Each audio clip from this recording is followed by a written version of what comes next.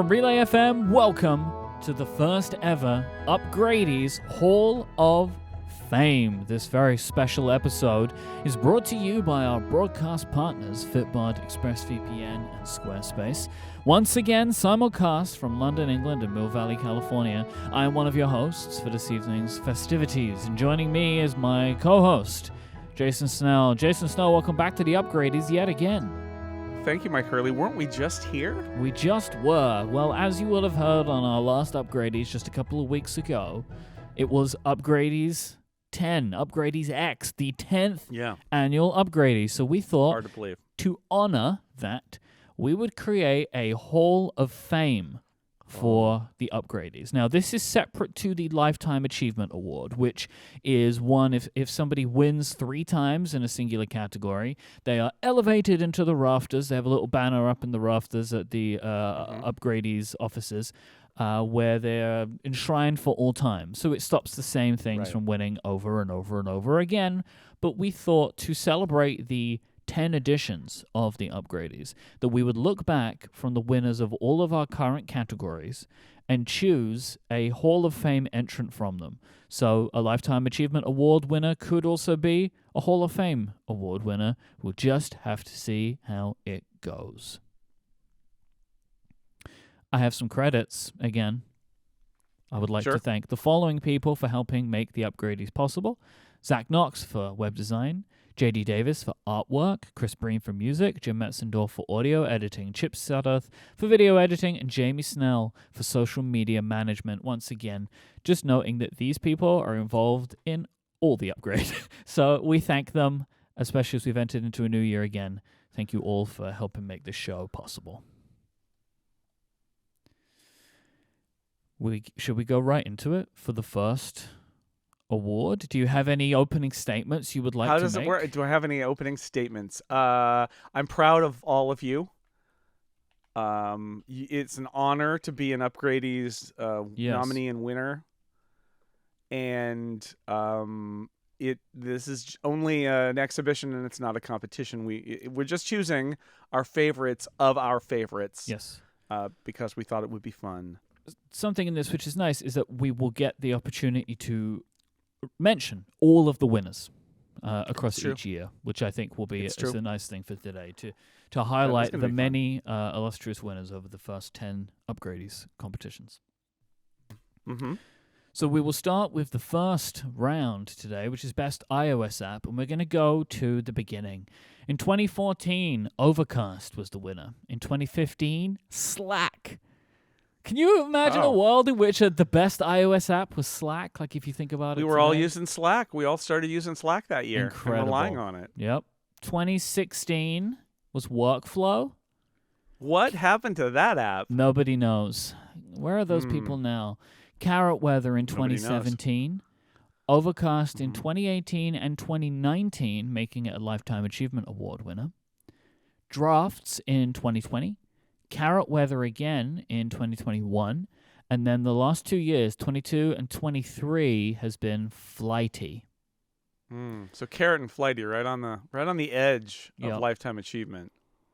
I have, I think for me, an early gut feeling here, which would be Slack. Clearly, Slack. Yeah, Slack.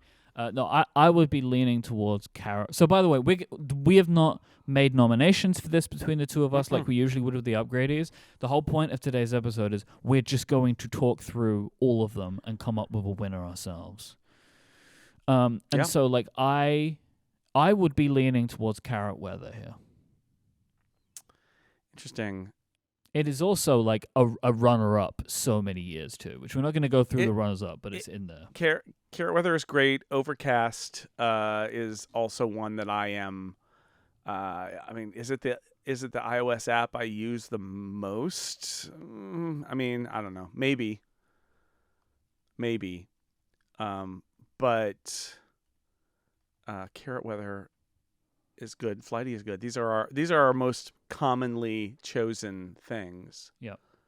So I feel like for some categories, we are judging the app, I think, over its entire time period. And I think for some categories, we are judging or a winner, or I should say, or a nominee for its initial impact. And I think we'll have some later on where that is. And for me, I just feel like over the period of time, going all the way back to the beginning, Carrot Weather has seen such advancement and has only gotten better and better and better over time. I feel like its kind of share amongst the audience has grown and grown and grown. Like whenever Carrot Weather is nominated for any award, it is nominated heavy amongst the Upgradians too. And I feel that way myself.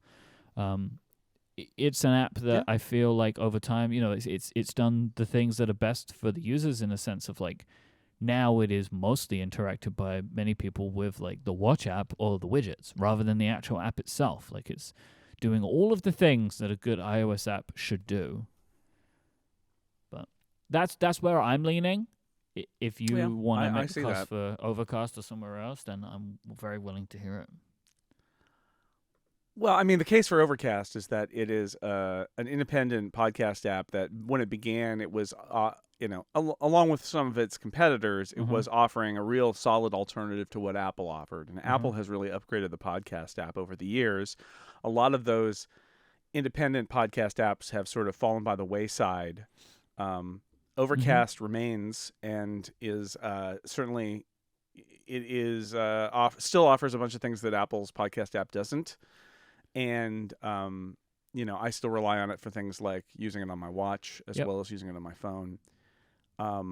So I think that there's a strong case to be made for it. So I would say for Overcast, because I use Overcast every day too. It's my podcast app of choice. I think Marco would be the first person to tell you that the app is not where he wants it to be right now.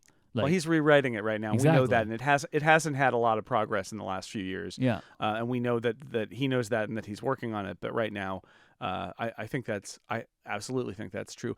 Also, I mean, you make a great point with Carrot Weather, also, which is the support from the Upgradians, the fact that it has evolved so much over time. Like almost every year, there's other sets of huge Carrot Weather features that are coming in, and it also has Apple app competition. Yep. And I think that the Apple Weather app has a lot going for it and has improved as well. But Carrot is also still great. And one of the things I like about Carrot is that it can be what you want it to be. Yep. Like for me, some people love Carrot because it's got jokes and snark and stuff. I don't. I turn that off because I don't like it. But it doesn't matter. You can literally lay out the app, like in the app, to show whatever you want to show, which is really remarkable. So I'm okay with Carrot Weather. That is where I lean, and it is purely because, as you say, like if there's a new system feature, Carrot adds it. Like we just do and does it well.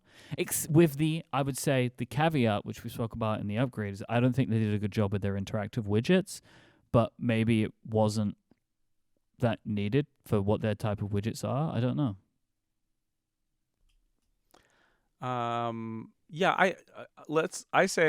clearly the winner is PCalc. Oh, hang on a second. What if we just picked something totally random that isn't anything that's been in I feel like that is the one thing that we set in the rules, is that we're picking from previous winners. It really needs to be one of the previous winners. Okay, well then, in that case... Before we do it, I will just make the case of like, we are a podcast, right? And so an Overcast is the way that the majority of our listeners listen to this show. And so it's like, there is also the point of like, do we just go with it because that fits? Thanks for listening. I don't think that's enough of a reason. Okay. I mean, it's a tough decision, but I like your suggestion and your argument. We love, again, as I said in my opening statement that I made up very much on the spot. You're all doing great. We love all of you, but we have to pick a Hall of Famer to be in the conversation. Yes, that's the important thing. Carrot Weather. Carrot Weather. All right, so that's the first Hall of Fame entrant for the best iOS app is Carrot Weather. All right. This is my favorite. Talking about best newcomer. I love the idea. Love it. All-time newcomers. I've been very excited just about the idea of judging a Hall of Fame newcomer. And I guess that this is like all-time rookie kind of thing that we're looking for. Yes, here, rookie. Right? I also still a weird concept, actually, but okay. But like so the way I was thinking of this is considering an app and the impact that it had at the time in which it was released. And we can maybe consider how something has evolved, but personally, I would like to consider initial impact. You can see how we feel about that through conversation. So our winners starting from 2014 go Workflow, Ferrite in 2015, Swift Playgrounds in 2016, Files in 2017. We were just excited Apple, to have 2 in a file row. management. Well, and then a 3 in a row, Shortcuts 2018. Oh, 3 in a row. 2019 was Timery. 2020 was Widgetsmith. 2021, Noir. Sticker Drop in 2022, and Call Sheet in 2023. Interesting. Well, okay. So among the ones that stick out here, Ferrite for me, huge, great, iPad app, audio editor. I love it. It's my favorite way to edit podcasts. So good, so powerful. I would imagine you feel the same way about Timery.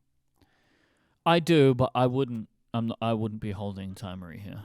That Timery, I love Timery, but it's not one of the ones that I'm making the case for, because I think we have 3 very strong contenders for impact, which are, in my mind, Workflow, Shortcuts, and Widgetsmith. Yeah, I agree.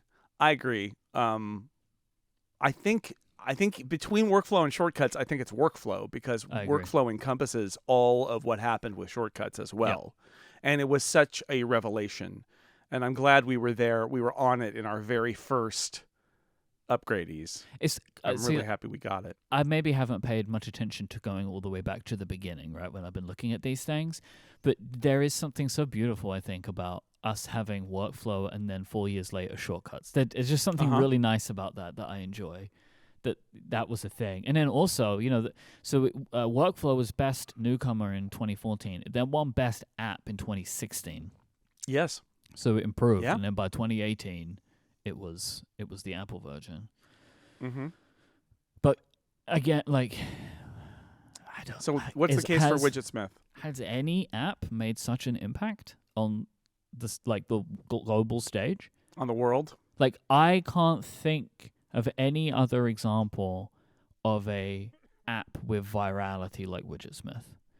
You get these AI services and this kind of stuff that go around a lot, but the idea of especially an indie app that is released and then goes viral, it's the only time I can remember this happening. And I think that even if you if we're just looking at it within the year that it came out, 2020, the fall of 2020, that was the fall of Widgetsmith. That's what everything was about. Widgets were about Widgetsmith. And I just think from an impact, that was a pretty big one to users, but then Workflow was a pretty big one for nerds.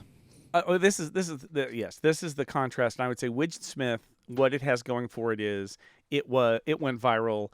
It's used by an enormous number of people. It's an incredible success story. And when you're representing the Newcomer Hall of Fame, what better newcomer than an app that hits on a new feature and goes viral and is wild? But I would also say Best Newcomer Workflow. That's an indie app that became part of the OS infrastructure. An indie app became the future of automation. But on Apple's platforms, which is pretty wild. Its newcomerness based on the fact that it became that later on. I'm not saying one way or another. I don't know. Right? Would we say it was Best Newcomer because later on Apple acquired it? Yeah, I don't know. I'm just making the argument for the impact of this is a new indie app that happened and it ended up changing the future of automation on the entire platform, is the argument for Workflow. But I am also going to agree with you here. I think that Widgetsmith's debut and what happened is about as Hall of Fame newcomer as you can get. Yeah. Yeah, that is a beautiful way of putting it. We have another newcomer category later on, and we have movie, TV, all that kind of stuff. I don't think that there is a bigger this thing appeared and then everything changed in our categories as Widgetsmith. Yeah. All right, so I think we're going to do it. The best newcomer iOS app entrant into the Hall of Fame is Widget Smith. Hall of Famer, first ballot. This episode is brought to you by Fitbod. When you're looking to change your fitness level, it can be really hard to know where to get started. And this is the time of year where lots of people are considering fitness. Maybe it's a yearly theme of yours. That is why I'm pleased to let you know that Fitbod is both an easy and affordable way to build a fitness plan that is just for you. Everyone's fitness path is different, which is why Fitbod uses data to make sure they customize things to suit you, adapting as you improve, so each workout will be challenging, pushing you to make the progress you want. Superior results are achieved when a workout program is tailored to your unique body, experience, environment, and goals, which is all stored in your Fitbod gym profile. Fitbod tracks your muscle recovery so you can avoid burnout and keep up your momentum. It does this by combining AI with exercise science, by analyzing billions of data points that are fine-tuned by experienced certified personal trainers. Fitbod builds your best possible workout. And you can be sure you're learning the new movements right away thanks to more than 1,000 demonstration videos. Muscles improve when working in concert with your entire muscular system, so overworking some muscles while underworking others can negatively impact your results. That is why Fitbod tracks muscle fatigue and recovery to design a well-balanced workout routine, which also means you'll never get bored as the app mixes up your workouts with new exercises, reps, schemes, supersets, and more. The Fitbod app is easy to use. You can stay informed with Fitbod's progress tracking charts, weekly reports, and sharing cards, letting you keep track of your achievements and personal bests while sharing them with your friends and family. And it also integrates with your Apple Watch, Wear OS smartwatch, and apps like Strava, Fitbit, and Apple Health. If you are coming from nothing, like from ground zero, I think Fitbod is an incredible place to get started. It's how I get started on my fitness journey. But even if you're experienced, again, the app learns about you and balances your workout routine and really can push you further. Personalized training of this quality could be expensive. Fitbod is just $12.99 a month or $79.99 a year, but you can get 25% off your membership by signing up at fitbod.me/upgrade. So go now and get your customized fitness plan at fitbod.me/upgrade. Once again, that is fitbod.me/upgrade for 25% off your membership. Our thanks to Fitbod for their support of this show and Relay FM. So we move on now to our next category, which is Best Mac App. Ooh, nice. So going through the list all the way back to 2014 was Fantastical. 2015 was Logic Pro 10. Is it 10 or X? It's 10. Okay. I can never remember. Like some things are 10, some things are X, right? Sometimes they're not the 10th version. Most things are 10. Okay. We have 2016 Audio Hijack, 2017 Final Cut Pro 10. The 10th. 2018 was Audio Hijack. 2019 was Affinity Designer. I don't remember that at all. Yeah. 2020 was Fantastical. 2021 was Bartender. 2022 was Audio Hijack, picking up a Lifetime Achievement Award. 2023, Whisper. Interesting here. So we got some Apple apps. We got Audio Hijack, Fantastical twice, Bartender thrown in there. I know, I mean, in any category where there's a lifetime winner, the easy selection is to choose the lifetime winner. But I kind of want to choose Audio Hijack as the lifetime winner, even though it's or as a Hall of Famer. It's like, you talk to people who are on Windows and know about Mac stuff. Like Andrzej Tomic is like this. Like Audio Hijack, like what? It's so good. Like it's so smart. There's nothing like that it. Interface that they built. Because for people who don't remember, the old Audio Hijack interface was terrible. But the new Audio Hijack interface with the little blocks that are all connected and that you can like record from different things and process them and send them different places. And it for podcasters, it's invaluable. But actually, it's one of those things that as the Rogue Amoeba stuff in general, as a Mac user, it does make you wonder why that stuff is not in the operating system. It's so powerful and so useful. And they keep getting better. They added automation support. They added their new transcription block.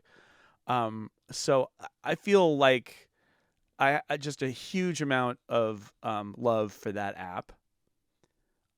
I can see the argument for Fantastical, which has stuck out of space trying to do something better than Apple. Although I gotta be honest, I have a little bit of a crisis of faith right now about Fantastical, where I feel like in order to try and justify itself and build its business around it's starting to build its business around features that don't interest me. Yeah. And I'm starting to wonder if I might actually be better off just saving my money and going back to Calendar.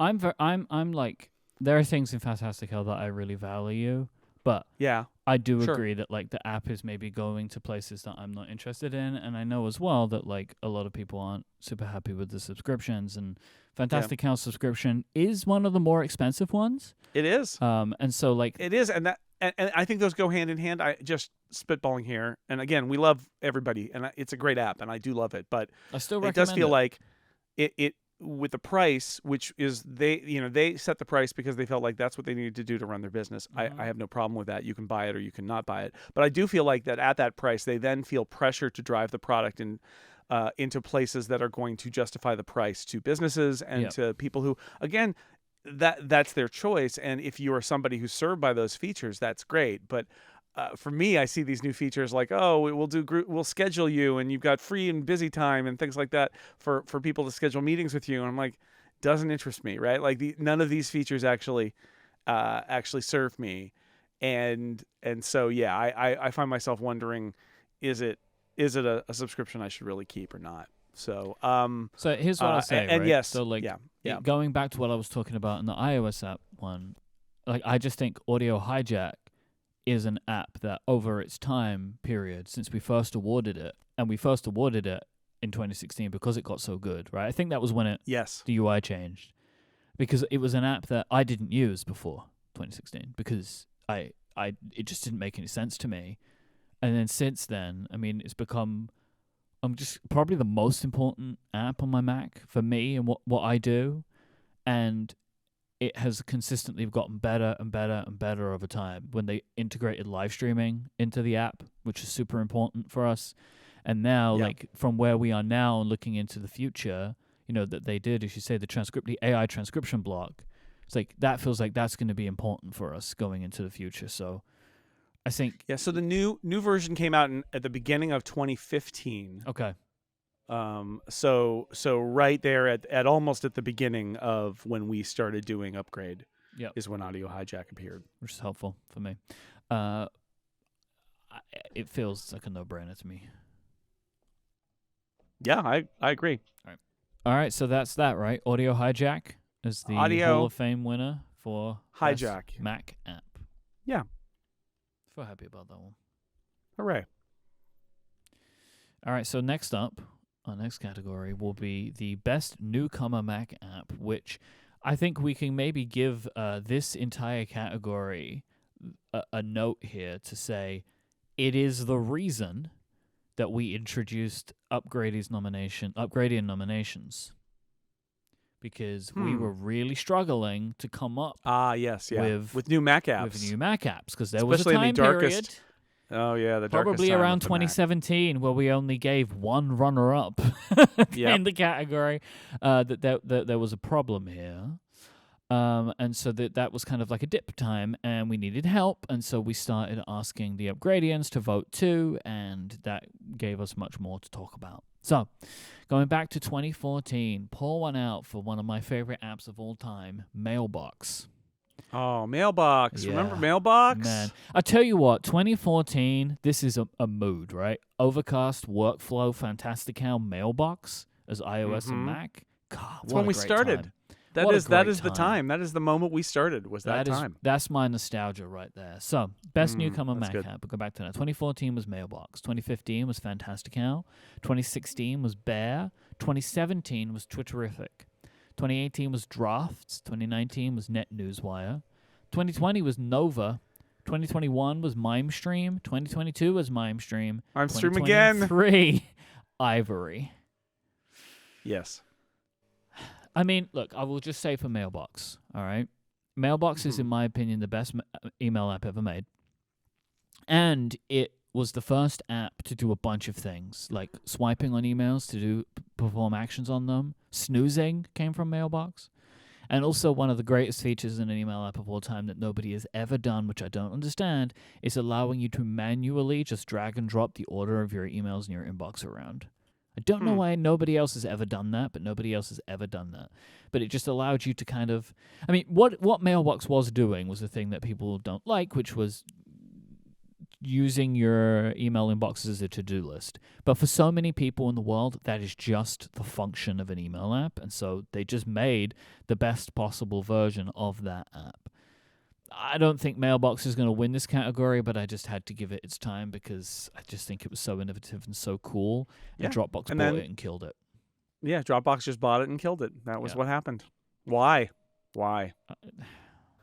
This was at the time when Dropbox was trying to work out what on earth it could charge people for, and it thought email was one of those things. Then it thought document collaboration was another one with Dropbox Paper, and the list goes on and on. I'm sure I struggle with this one outside of Mailbox, honestly. I honestly think the answer is MimeStream. And not only is it a Hall of Famer because it was the newcomer 2 years in a row. How is that possible? And a runner-up the following year. Just amazing. Like the long game played by MimeStream. Yeah. Well done. But also, look, it's a developer inside Apple who works on the Mail app, and I don't like the Mail app. I don't think it's very good.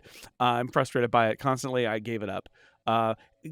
He goes out on his own, starts a business, says we're going to make a great Mail app for the Mac. Start Mac first, focuses on Gmail, which is great because I use Gmail, and says we're going to build a great Mac only, at least first, email app and compete with the app that I used to work on inside Apple. What a great story. And the net result is it's a legitimately great app. And I think when you're talking about building a legitimately great Mac first, Mac only app, that is part of the story of a really great Mac newcomer. And there are a couple in that category, right? Like Nova is Mac only, but MimeStream being great and being from somebody who was on the inside and decided they could do better on the outside, and then they did it, right? Then they did it because MimeStream is legitimately a great app. I feel like that plus again managed to win twice, newcomer twice. What?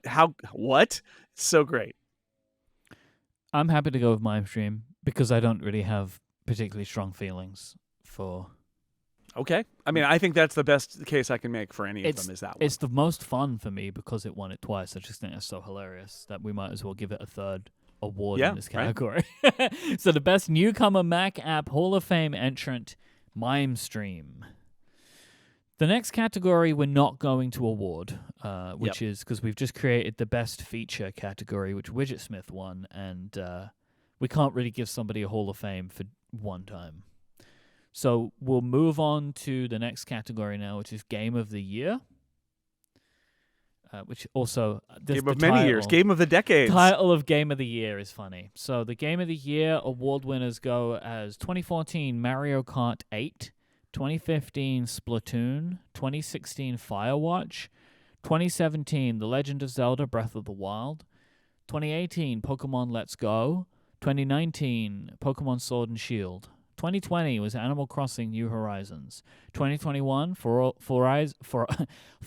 Horizon 5, or as I have written it in our document, Horizon Horizon. Which, that's not correct. From Verizon, Forza obviously. Horizon 5.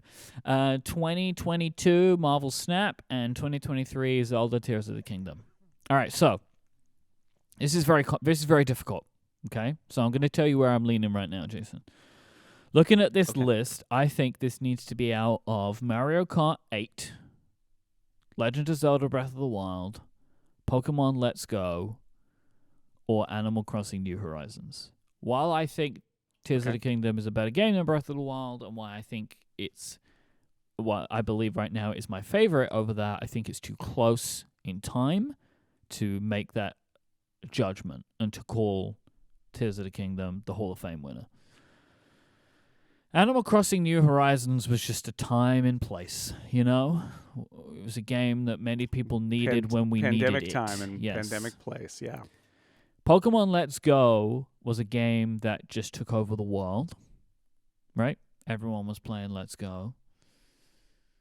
Oh no, that's Pokemon Go. Pokemon Let's Go is a different Pokemon thing. Go. We can exclude Pokemon Let's Go from this conversation. No, yeah, it's not. That was a different game. Think. So we've got Pokemon Breath Go of the is what you're Wild, thinking of. Mario Kart. I think it's between Breath of the Wild, Mario Kart 8, and Animal Crossing: New Horizons.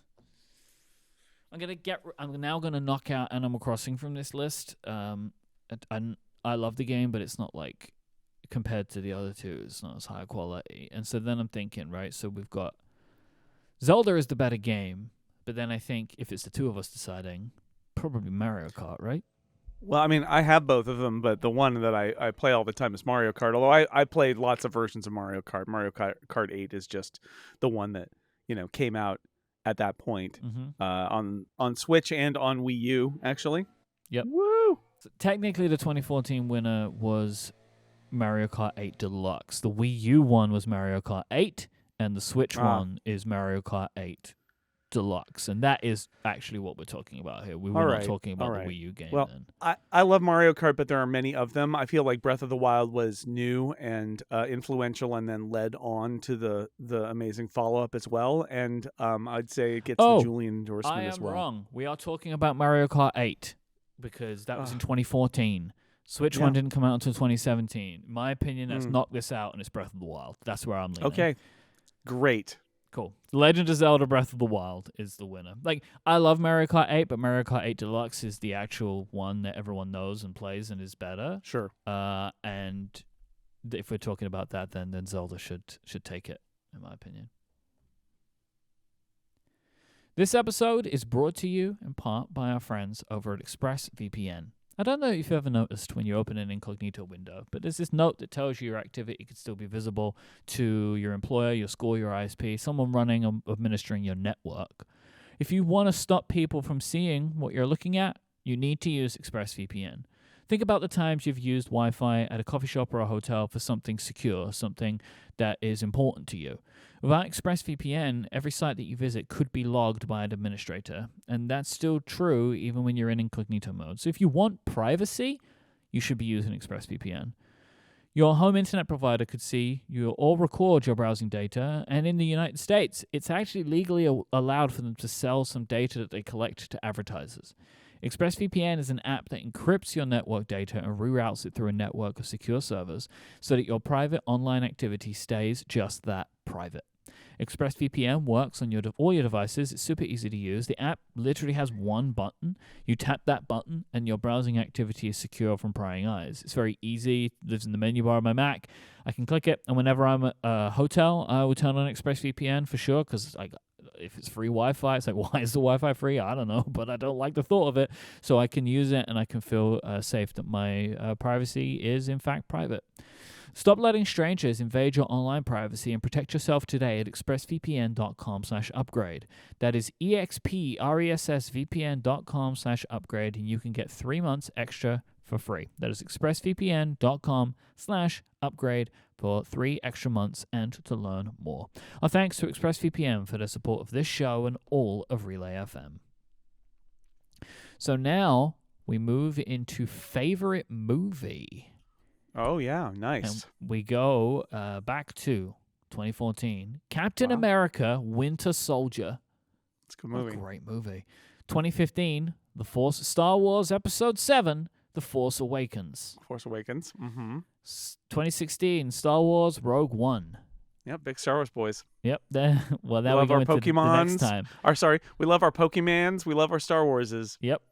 Star Wars. In 2017, Spider-Man Homecoming. In 2018, Spider-Man Into the Spider-Verse. Oh, big Spider-Man boys. Big Spider Boys. 2019, Avengers Endgame. 2020, Hamilton. Hey! There were no other movies. 2021, Spider-Man No Way Home. Back to Spider-Boys. 2022, Turning Red. 2023, Oppenheimer. This one is easy for me. Okay, what's your choice? Avengers Endgame. Wow. Oh, interesting. Yeah. Interesting. That's not what I would pick. You thought I would have gone with Spider-Man? Yeah, Spider-Man Into the Spider-Verse, which would probably be my choice of these. Avengers Endgame. That too. It's good. We saw Infinity War together. We did. At your bachelor party. Yeah, I wish we'd seen Endgame together, but I know. I liked Infinity right? War too. It was a bit of a downer for the. It's like, well, I mean, good. But it was good. It's a downer ending. Spoilers for Infinity War. There's a downer ending. Seriously. Good news is there's a whole other movie, and that one doesn't have a downer ending. So just watch the next one. My take pitch 6 hours out of your day. Endgame is it was just an incredible payoff for so much work. Yeah. And it's a really good movie. But Into the Spider-Verse is a technical marvel and one of the best fun. animated movies ever. Yeah. So I'm good with either. Let's do Spider-Man Into the Spider-Verse. Yeah, I think that's a good pick.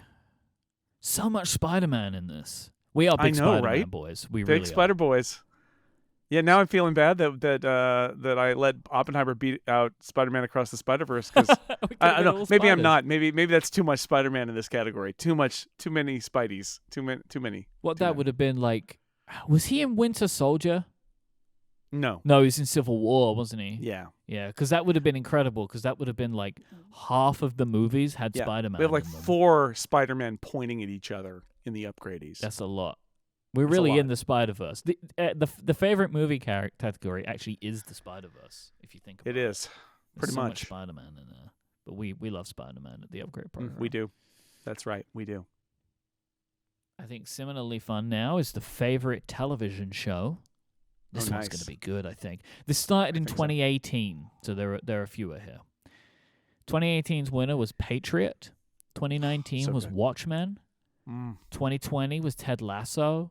2021 was For All Mankind. 2022 was Severance. 2023 was The Bear. Ooh. Yeah. Now, here's a question for you. They're so good. Do we just judge the season in which we're talking about? I don't think we need to do that. Yeah, okay. I mean, we could, but we don't have to. I mean, Patriot only had 2 seasons. Watchmen only had the 1. Yep. Ted Lasso has 3. had For All 3. Mankind has 4. Yep. Severance only has had the 1. 2. Bear has 2. Yeah. All right, so of this, right? So here's... Yeah. I was trying to start breaking this down a little bit. Pure television quality, Watchmen. Yeah. Right? Yes. I agree. Feeling, Ted Lasso. Mm-hmm. Well, it depends on the feeling. It's a good feeling. There's lots of other Yeah. feelings in For All Mankind. Right. And I actually think... I loved Patriot, but I think for me, it's out of those 3. Watchmen, Ted Lasso, For All Mankind. Mm-hmm. I feel like I would knock Ted Lasso out on that 3. Probably Watchmen. I think it's Watchmen. I've only seen it once. Think I looked at this list. I just rewatched it. Okay. It is the best show of the last decade for me. Okay. It's brilliant. It's It just is brilliant. truly I can't think of a show that has so much to say and does it in such an elegant way as Watchmen does. That it makes it very special, I think. Watchmen is the Hall of Fame winner, joining Spider-Man Into the Spider-Verse for movies and then Watchmen for TV. I think there was a time when these were the same category and we split it out over time. Which I think that was what we did. But so that's why it started in 2018. Right. I've got so much to say about the next one. Favorite book? Oh, good. It's been, well, I mean, I had so much to say about Game. Yep, good point. 2014, The Golem and the Genie. Yes. 2015, The Goblin Emperor. 2016, so The Fifth Season. Well, 2017, The Caledonian Gambit. Yay. 2018, The Calculating Stars.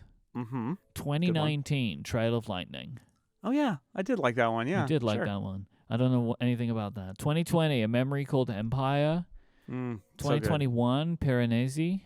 2022, Elder Race by Adrian Tchaikovsky. I don't know why it's the only one I read the author name for, which is the hardest one. I don't know why either. And We like 2023, Adrian Tchaikovsky. He's great. Mountain in the Sea. Ray Naylor. Yeah. Okay. So if you want a little list of Jason's books that he recommends that you read, that's a pretty good list. This is a pretty good list.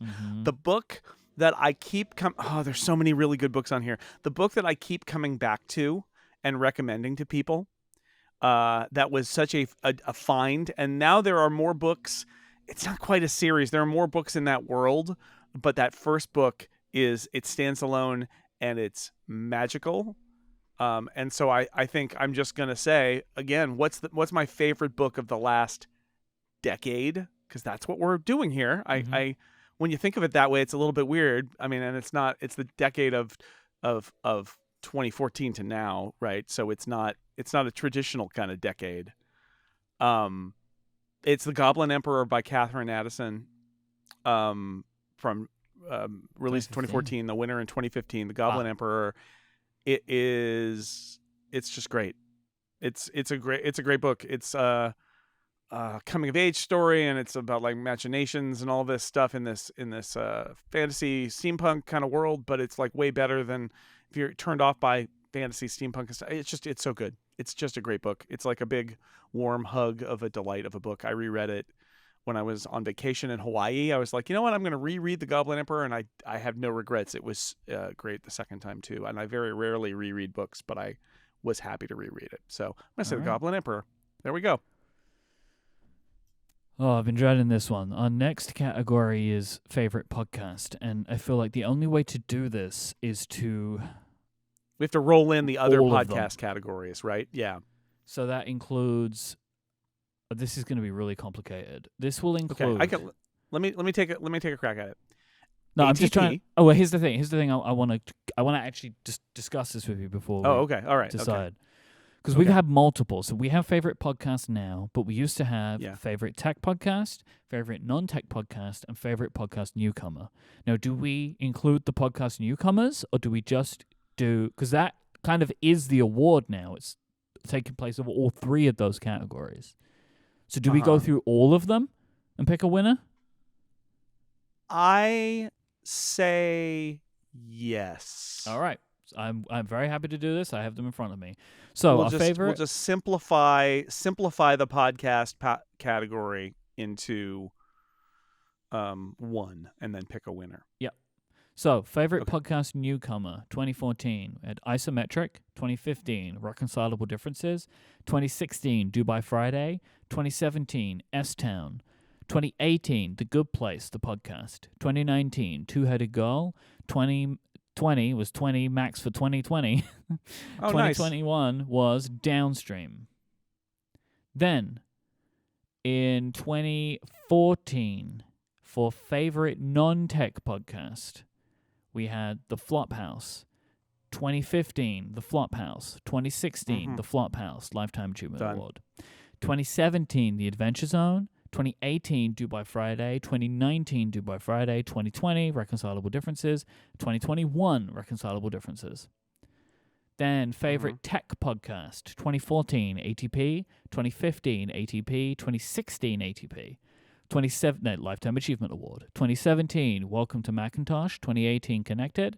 2019, Automators. 2020, Dithering. 2021, Mac Power Users. Then, favorite podcast from 2022, Connected. 2023, The Town. Yeah. Whoa. A lot of podcasts there. This is hard. This is very hard. Podcast Hall of Fame. I mean, it's the obvious places to start with the Lifetime Achievement Award winners. Which are the Flophouse and ATP. Yep. We created the Lifetime Achievement Award for these exact two shows because the first 3 years they won in their respective categories. And we were worried that it would end up just being ATP as the favorite tech podcast every year because it is really good and it is loved by our audience. And so we created the Lifetime Achievement Award. And the same for the Flophouse, where we were both listening to it. I don't listen to the Flophouse anymore. Just rotate it out over time. I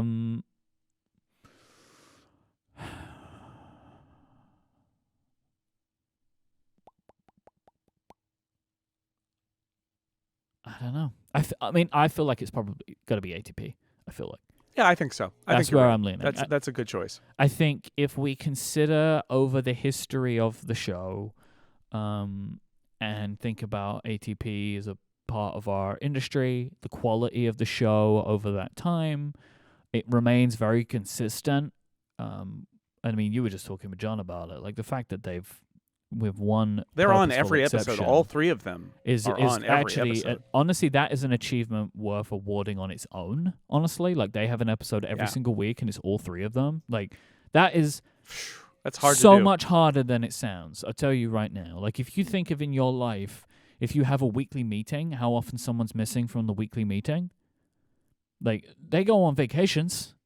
Right? Like they have emergencies in their lives, but the three of them do it. So honestly, for just that reason, from my perspective, just that alone, they deserve an award. I think. No, I think making it, given our awarding them and the fact that they are, and we still, we do a lot of follow up, and they're friends of the show, but they're also, it's such an accomplishment. It's incredibly for them influential. to have done it for so long. They started that before I left my job at IDG. In fact, it's been going on a long time now. Jason, this was before. I mean, they did it before Relay was a thing. Yeah. Well, that's the same time frame, right? Yeah. Like we're talking about starting our 10th year and doing this after 10 Upgradies, but they're past their 10th anniversary now. So incredible accomplishment. So that alone, I would say. I feel like it will. I wanted to. There were so many people that I had to really think about it, but realistically, this is probably the easiest win to give. In the Upgrades, I mean, to be honest, the Flophouse is still my all-time favorite podcast, but I think for this category, this is the right choice. Yep. This episode is brought to you by Squarespace. Squarespace is the all-in-one platform for building your brand and growing your business online. You can stand out from the crowd with a beautiful website, engage directly with your audience, and sell your products, services, and the content that you create. Squarespace has got everything you need all in one place. You get started by picking one of Squarespace's best-in-class templates, which you can customize every single detail of a reimagined drag-and-drop technology for desktop or mobile that they call Fluid Engine. This is their next-generation website design system.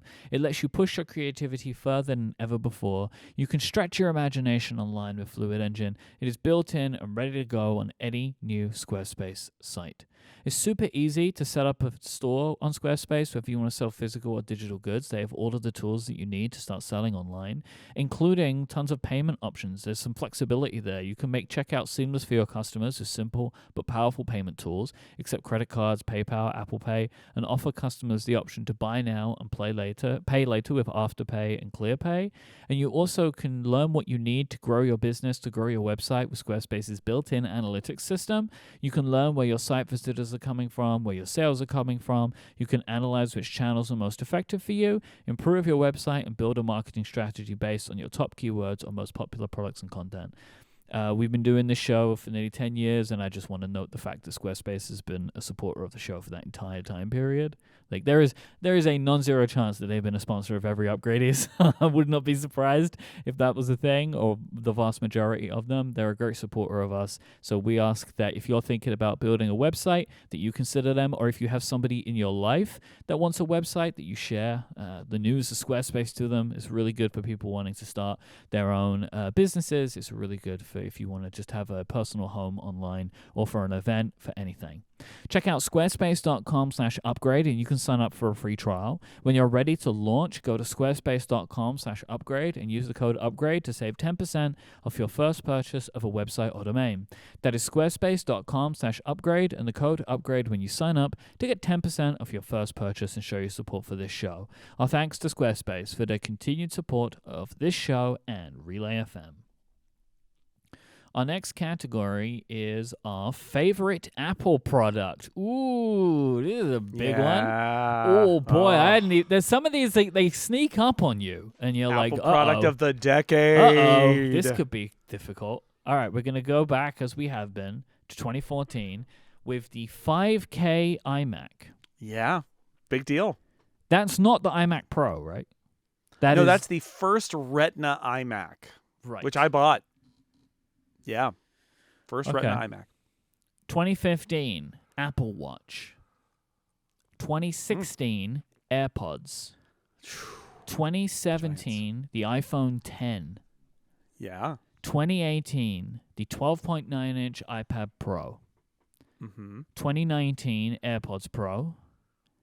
2020 is the MacBook Air with M1. 2021 is the 14-inch MacBook Pro. 2022 is the M2 MacBook Air, and 2023 is the iPhone 15 Pro Max. The thing that is the most surprising to me, there's only 2 iPhones. Yeah. Way more Macs. Big Mac boys. That's us.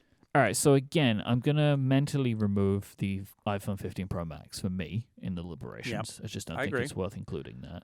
The iPhone 10, I don't think I would put that there either. I wouldn't. I mean, that is a big step forward. Essentially, the iPhone we have used since then is the iPhone 10, right? Like, essentially. Yeah. It's a little bigger and all that, but like that was the, you could really draw a line in the iPhone in before and after iPhone 10. So big deal influentially, but I agree. It would not be on my short list in this category.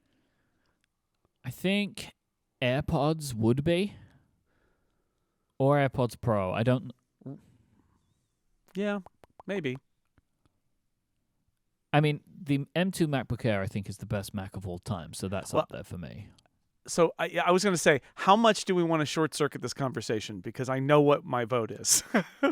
Your MacBook Air, and it's M2? the M2 MacBook. It's the M2 MacBook Air. I stopped at M1 MacBook Air, and I was like, wow, okay, Apple's most important and best-selling product or laptop, Mac laptop, right? Yep. MacBook Air. M1. They super influential, still being sold.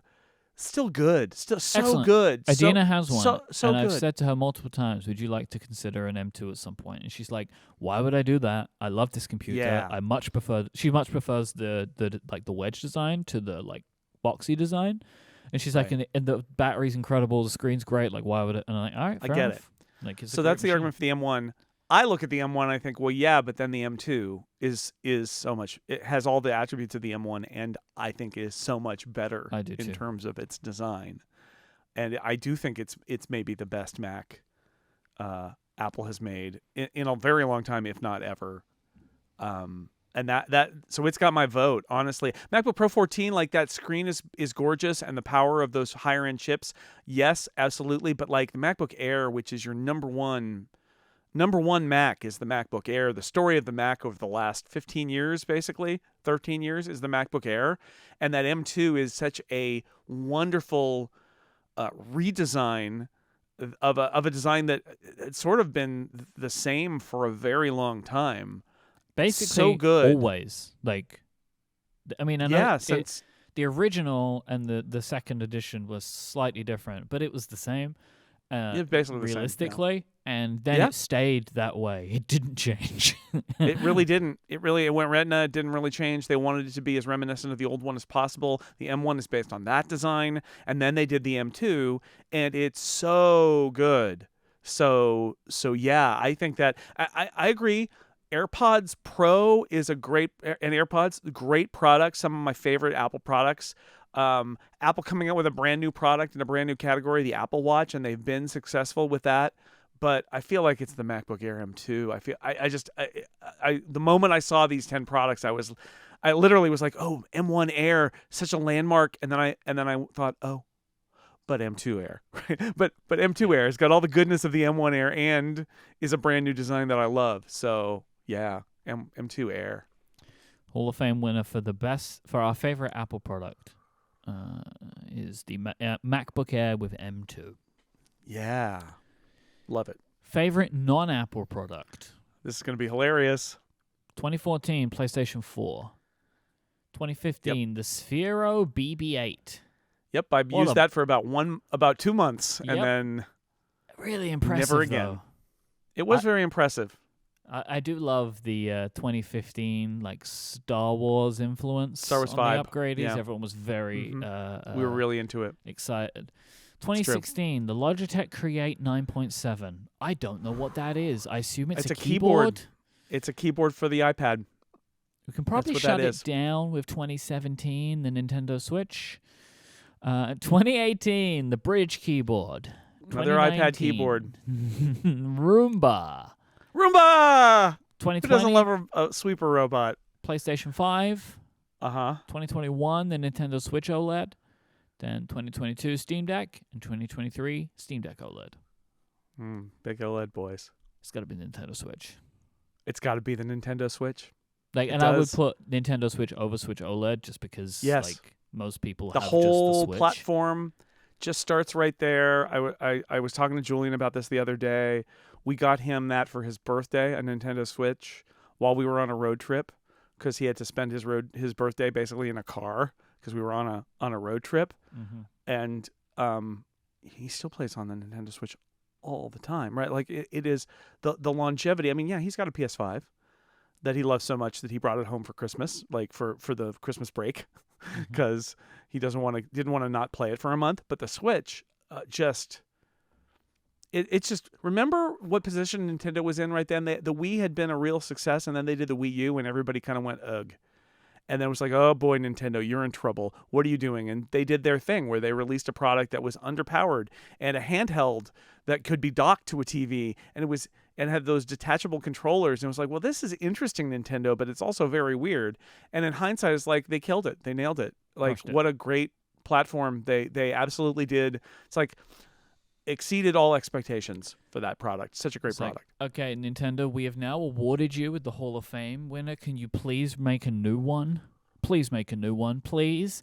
Will you please? Yeah, it's time for Switch 2. Make it. It's time for Switch 2. It is, yeah. I've heard someone, like in a podcast that I listened to, they're pitching Super Nintendo Switch, which I just think is an incredibly good name, and I beg them to do it, but they won't. It'll be Switch 2, which is fine, but Super Nintendo Switch is the way to go. Just follow me here, Myke. Switch U. You're fired. Yeah. Don't bring that to my door, Jason Snell. Switch U. Why would you do that to me? Don't do that to me. I'm going to be worried about this now. I'm the one who has a Wii U in his house now, still. Oh, God. Yeah. A category full of, I think, some personal vendettas. Grievances. Yeah. The worst gadget / most disappointing technology. We go back to 2014 with the LG G Watch. I don't know what that is. I Googled it just before I said it, and it is a horrifically ugly-looking Android watch. Oh, it's like we have beaten the Apple Watch. Yes. To market with this wonderful thing that is. Ugh. I think I may have used this. I think is why but anyway. 2015, the MacBook keyboard. This was the butterfly keyboard. That's the butterfly keyboard, baby. Yeah.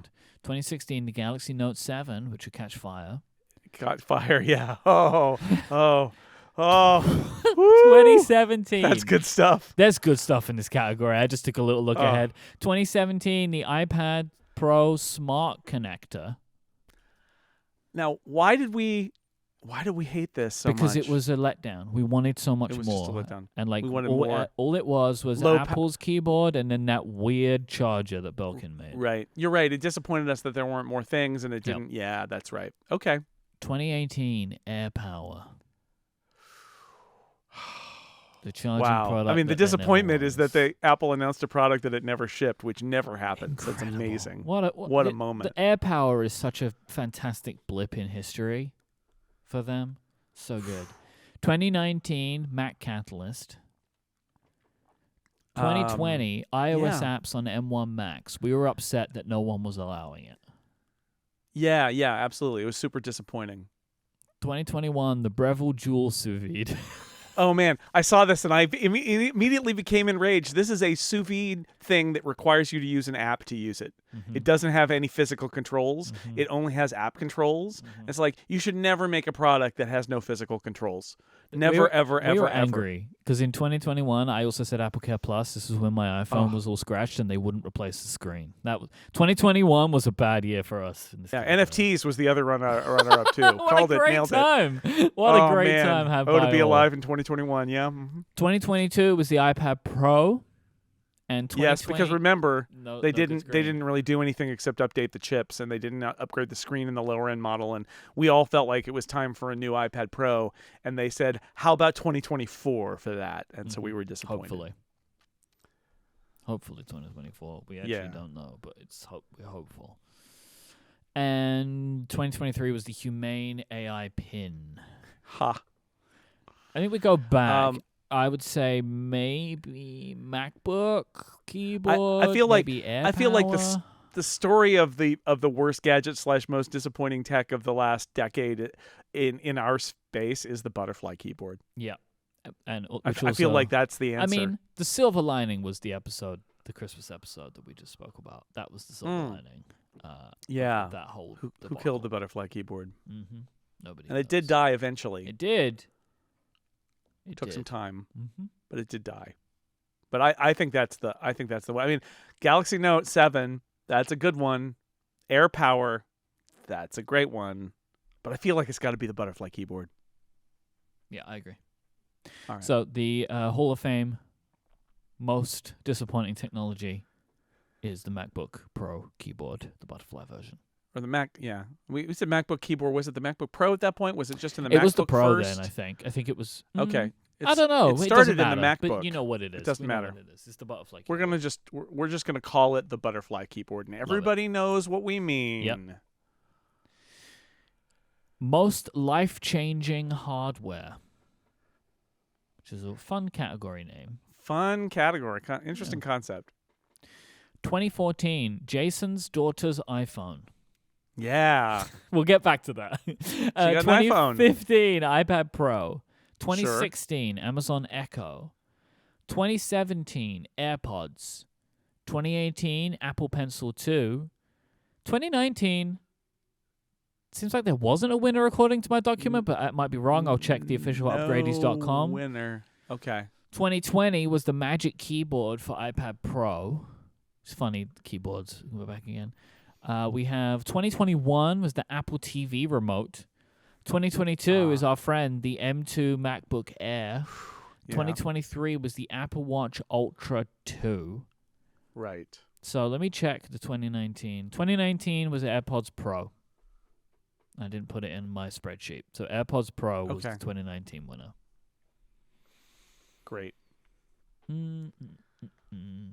Amazon Echo. Nah, I don't think so. No, Jamie's iPhone. That's a real. That was good for you, I suppose. She's 13, and she got an iPhone. I mean, it was a big deal, and I was taking it literally, right? Like life-changing hardware. Mm-hmm. I think it's AirPods Pro. I think it's AirPods Pro too. Wow, we were just in sync. I want to take you back. Remember, the AirPods came out at that time where it was like, oh, Apple's going to remove the headphone jack, and I was certainly upset about it because I felt like wired headphones were so much better, and I use headphones with like custom silicone that fits my ears perfectly, and in-ear monitors, and the quality is so great.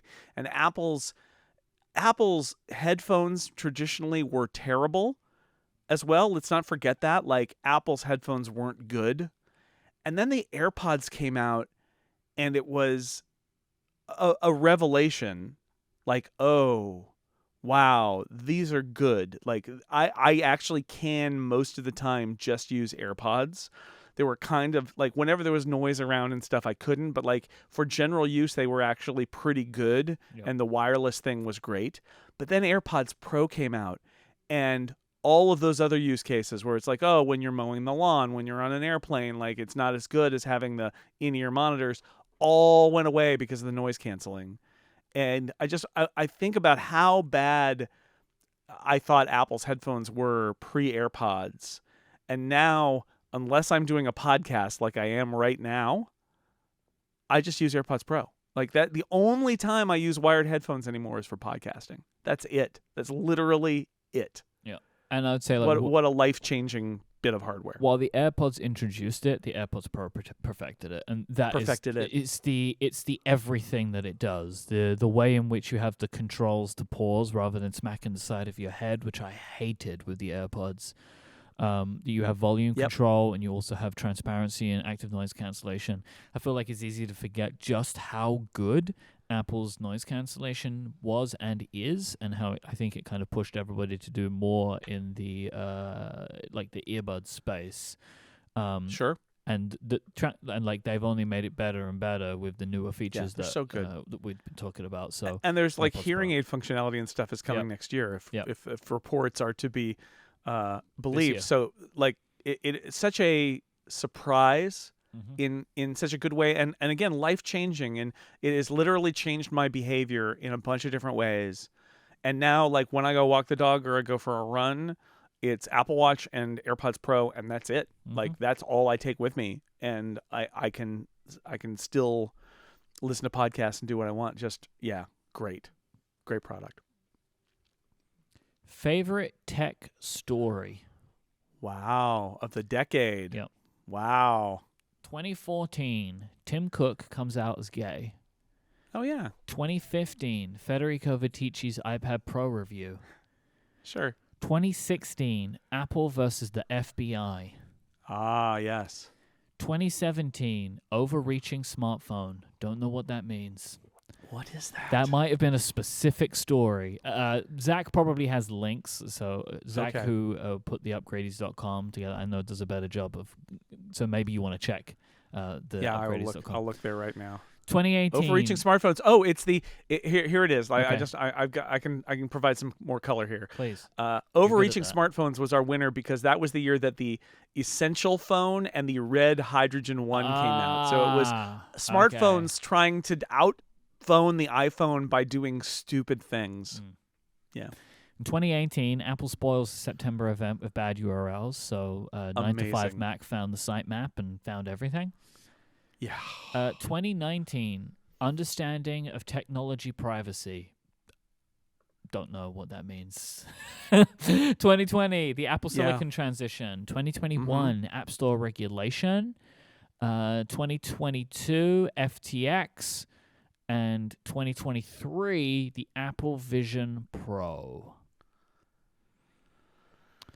All right, some standouts. I mean, it just happened, but the Vision Pro was a really good story, but maybe not. 2020, the Apple Silicon transition. Yeah. Apple and the FBI was just like a fascinating thing that occurred, and like obviously under sad circumstances, but how that was just like an interesting thing to talk about. Obviously, a monumental moment of Tim Cook coming out. I think if I think back about the things that we've spoken about, the San Bernardino case and the way all of that stuff around the FBI, like it was really interesting to talk about, and I actually feel like was maybe a bit of a turning point for our show about the way in which the show would be, like the fact that we were having very big conversations then about that stuff. So that is up there for me as one of the most interesting tech stories of the last It depends decade. on how we want to do this. I know. I feel like the biggest story in our sphere of the last decade is probably the Apple Silicon transition. And think about how long we talked about ARM Macs, right? Like how many years beforehand we were like, are they going to do it? When are they going to do it? How can they do it? Is it possible? Will they be any good? And then the story when it happened was also great. Like it was a meaty, interesting, detailed story as the products came out. Yep. And we had nothing but time to talk about it because of the pandemic as well. Yep. So I think that that's a really strong contender. And I'd say we have spent a lot of time talking about App Store regulation, and the story continues. Yep. And that has been a huge topic for this podcast. Just the idea of like, what are Apple's policies? And how are regulators going to try to break Apple's policies? And will it be possible? And then it's like, realistically, so I think those are two really good picks to choose from. I enjoyed talking about the Apple Silicon transition because it was fun. I enjoyed talking about App Store regulation because it's not fun. Like, I get pretty fired up about it, and I like to talk about it. Yeah. But I feel like awarding something good feels better. I agree. Apple Silicon transition? Apple Silicon transition. Great story. Story of the decade. Yep. The final category is our favorite tech screw-up. Oh, man. Going back to 2014 with the so Amazon many to choose from. Fire Phone. Woohoo! 2015, Aaron Rodgers throws a Surface. I do love that. That moment is iconic to this day. Although the other quarterbacks have emulated it. Yeah. It's I'm disgusted by your Microsoft Surface, and I'm going to toss it away. 2016, the Samsung Note 7 explodes. Wow, 2017, the HomePod leak. Oh yeah, we learned all sorts of things about everything, about future features and Face ID and all sorts of things from a HomePod firmware update. What? Oh yeah, it was more than just the HomePod. It was like all over. Yep. 2018. Oh no, Steve Troughton Smith took it apart and found like Face ID details. Yep. And iPhone 10 bezel with the notch. Man, like it was all in there. 2018 was the Facebook privacy scandals. 2019 was the Samsung Galaxy Fold. Because it was breaking. 2020 was Quibi. Quibi. 2021, Apple's CSAM announcement. Right. 2022, Elon Musk buys Twitter. 2023, OpenAI fires Sam Altman. I think early contenders for me, Elon Musk buying Twitter, Apple CSAM announcement. So many good ones here. I think they're my two big ones. I got to put the Fire Phone on the list, too. I don't care about the 5. Hey, remember when Amazon was going to redo... they made their own phone, and nobody wanted it. Just, rejected. Talk to the hand. Was that something we said in 2014? Right? Probably not. It was like 3D. It was. You could. It was thing. like you could like tilt it. Boy, everybody keeps trying to make 3D screens happen. Yeah, because the red hydrogen was tried to do that as well. Clearly, that's not good to do on a phone. Yeah. Galaxy Note exploding. I mean, not only is there the point and laugh of Samsung, but also remember where maybe you don't, but in the US, I will tell you, every flight you got on for like a year said, if you have a Samsung Galaxy Note 7, we must take it from you. You must power it down or whatever it was. It just kept on going of just like name blocking that phone. I thought they would never do another Note. Yeah, right.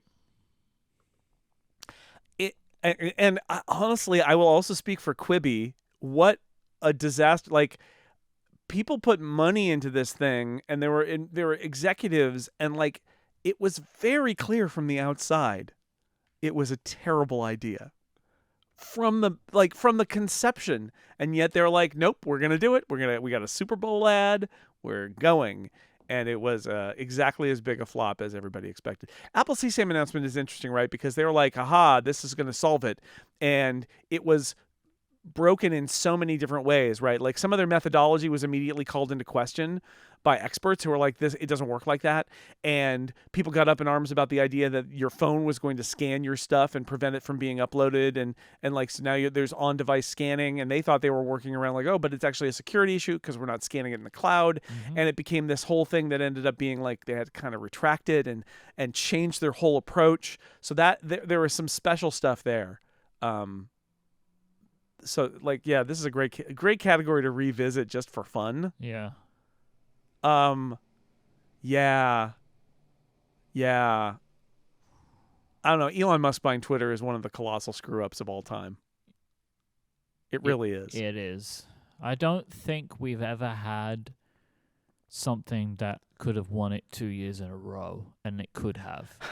It totally could have. Without one thing happening, it would have, and even then, it was still on the bubble, right? Of it. Yeah. In fact, I would say it not only could it have won for 2023, but it also seems fairly likely that it could win it for 2024. Yes. Which would be like the idea that you could be in the not the Hall of Fame, but in the whatever we call it, the lifetime achievement, for lifetime tech achievement screw-ups. award for tech screw up. That could be a thing that you could get.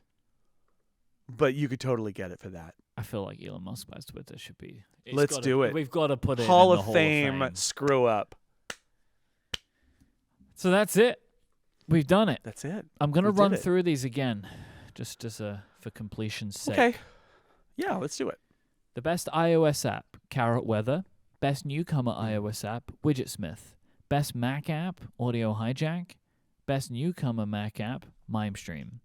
Game of the year, The Legend of Zelda, Breath of the Wild. Favorite movie, Spider-Man Into the Spider-Verse. Favorite TV show, Watchmen. Favorite book, The Goblin Emperor. Favorite podcast, ATP. Favorite Apple product, the MacBook Air with M2. Favorite non-Apple product is the Nintendo Switch. The worst gadget or most disappointing technology is the butterfly keyboard. The most life-changing hardware is the AirPods Pro. Our favorite tech story is the Apple Silicon transition. And our favorite tech screw-up, Elon Musk buys Twitter. So that is it. There you go. For the very first, and I hope just first, Hall of Fame entry. To be another one, I guess we have to do this for another 10 years? I mean, not necessarily. We could decide to do it in 5 years if we wanted to. It depends. I feel like it depends on when the calendar falls and we need multiple special episodes. It's a good time to do it. I had this thought before we needed this. I had this thought in September, so I wasn't really thinking that far ahead. So this is just something that I thought would be nice to do because we finally made it to the 10th annual, which was pretty cool. If you'd like to send us your feedback, your follow-up, and your questions, please go to upgradefeedback.com. You can check out Jason's work at sixcolors.com, theincomparable.com, and here on Relay FM, where you'll find me too. And you can find my work at cortexbrand.com. We are on Mastodon. Jason is at jsnell on zeppelin.flights. I am at Myke, IMYKE on Myke.social. The show is Upgrade at relayfm.social. You can watch video clips of the show there. We pick out some of the best things that happen in an episode. We have our wonderful team that help us out. These are also on TikTok, Instagram, and YouTube, where we are at Upgrade Relay on all of them. If you want to watch the full video episodes of the show, they are also on our YouTube channel. I am on Threads as at Myke, IMYKE. Jason is at jsnell, JSNELL. Thank you to our members who support us of Upgrade Plus. They get longer ad-free versions of every single episode of Upgrade. You can go to getupgradeplus.com to find out more. Thank you to our sponsors of this episode, Squarespace, ExpressVPN, and Fitbod. But most of all, thank you for listening. Happy New Year. We'll be back next week. Until then, say goodbye, Jason Snell. Happy New Year, Myke. Happy New Year, everybody. Thanks for listening. See you next week.